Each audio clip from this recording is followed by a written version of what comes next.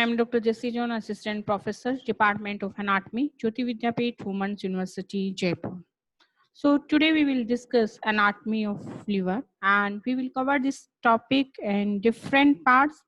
At first, we will discuss about the general features of the liver. Then we will go to lobes of the liver, and that is the anatomical and physiological lobe. And then we will go to hepatic segments, and then we will go hepatic ligament. And again in next our videos we will cover the blood supply and microscopic structure of the liver and any other things. So first we will discuss here the general features of the liver. The liver is the largest gland of the body, and we as a medical student everybody know, and it is the largest gland of our body and occupying much of the right upper part of the abdominal cavity. It consists of both exocrine and endocrine parts, and the liver performs a wide range of metabolic activity that is necessary for the homeostasis, nutrition, and immune response. And main functions are these are the secretes bile and storage glycogen, and it synthesizes the serum proteins and lipids, and it detoxifies blood from the endogenous and exogenous substance like toxins, drugs, and alcohol, etc. that enters the circulation. These are things that enter the circulation, and it remove all the things from the blood. It produces hemopoietic cells of the all type during the fetal life. And now we discuss about the shape and what is the size of the liver and what should be the color of the liver. And sometime shape, size, and color. On the basis of all these things, we will go to the clinical condition, because these all things all alter in these clinical conditions. First, we will discuss about the shape. The liver is wedge-shaped and resembles a four-sided pyramid laid on one side with its base directed towards the right and apex directed towards the left. And weight in males, it is just 1.4 to 1.8 kg. And in females, it is slightly decreased, that is 1.2 to 1.4 kg. And newborn, it is the one of 1/18th of the body weight. At birth, 150 gram, and proportional weight in adult, it will be the 1/14th of the body weight. In color, and in a healthy body, it will be red brown in color. And we see here the location. Here you can see here this is occupied the abdominal cavity on the right upper portion. Yeah, we will say the right upper quadrant. And if we will discuss in the region, then we will say the right hypochondrium and epigastrium, and slight portion of the left hypochondrium region. And left hypochondrium. Now we are discussing the external features. So what will be the external features of the liver? That is the first we will discuss about the surfaces of the liver, that are the diaphragmatic surface, and it is convex and extensive. It faces upward, forward, to the right and backwards. And visceral surface is relatively flat and faces inferiorly.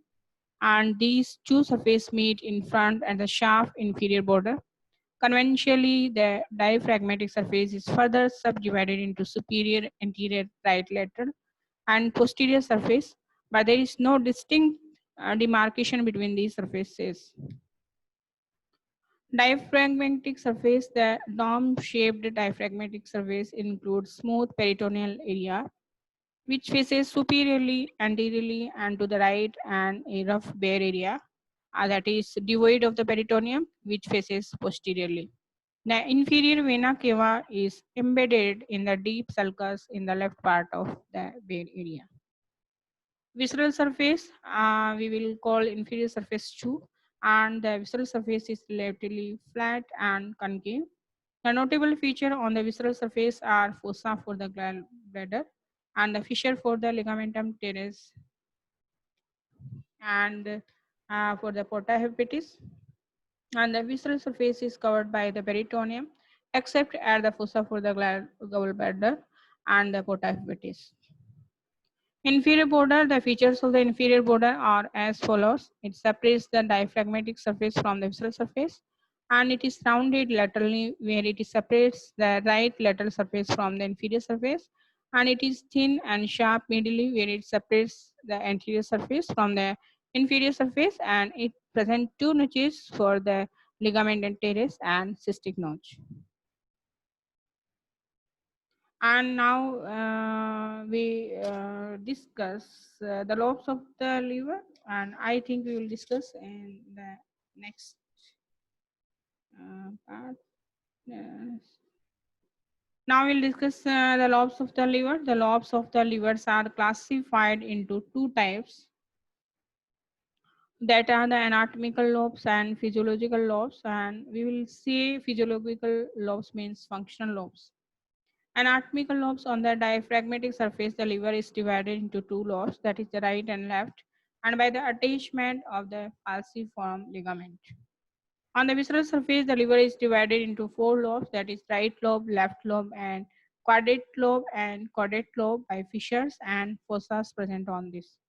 Surface features: diaphragmatic surface, they are bare area of the liver, goes for inferior vena cava, fissure for ligamentum venosum, attachment of coronary right and left triangular and falciform ligament. Visceral surface, fissure for ligamentum teres hepatis, porta hepatis, fossa for gallbladder. Surface, these fissures and fossas form an ash-shaped figure.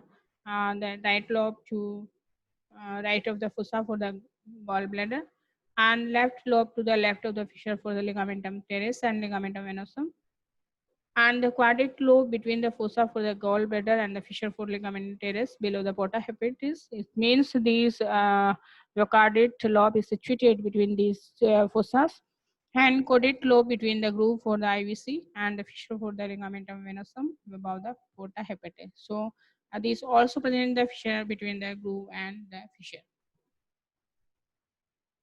And we can see here how there is caudate lobe, and these are fossa for gallbladder and caudate lobe, and all these lobes are divided by the things that present on the surface of the liver. Now we will discuss about the physiological lobe, and that we call functional lobe, and we will say the true lobes too. The division of the liver into lobes is based on the intrahepatic distribution of the branch of the bile ducts, hepatic artery, and portal vein. The liver is divided into the right and left physiological lobes by an imaginary sagittal plane that is called Cantilli plane or lines. On the posterior inferior surface, this plane passes through the fossa for the gallbladder to the groove for IVC, inferior vena cava. On the anterior superior surface of the liver, this plane passes from the inferior vena cava to the cystic notch present a little to the right of the falciform ligament. Now we will discuss about the hepatic segment, and we can say segments of the liver. These are the structural unit of the liver. These are 8 hepatic segments. They are reduced as follows. Right physiological lobe is divided into the anterior and posterior part, and the left physiological lobe into a medial and lateral parts. Each of these parts is further divided into the upper and lower part and form 8 surgically resectable hepatic segment. So we can see here in this segment, this is medial and lateral part, and these are the segments, and again they are divided into the upper and lower part, and we can see here all these parts, all these segments uh, constitute the liver. So we can see here how many these are 8 segments here. The veins draining the hepatic segments are intersegmental. It means the veins that drains not along the one segment they are draining to various segments. On the surface of the liver, there is no identifiable demarcation between the anterior and the posterior segment of the right lobe. These are lobes, and we can see here right and left, then posterior and medial and lateral.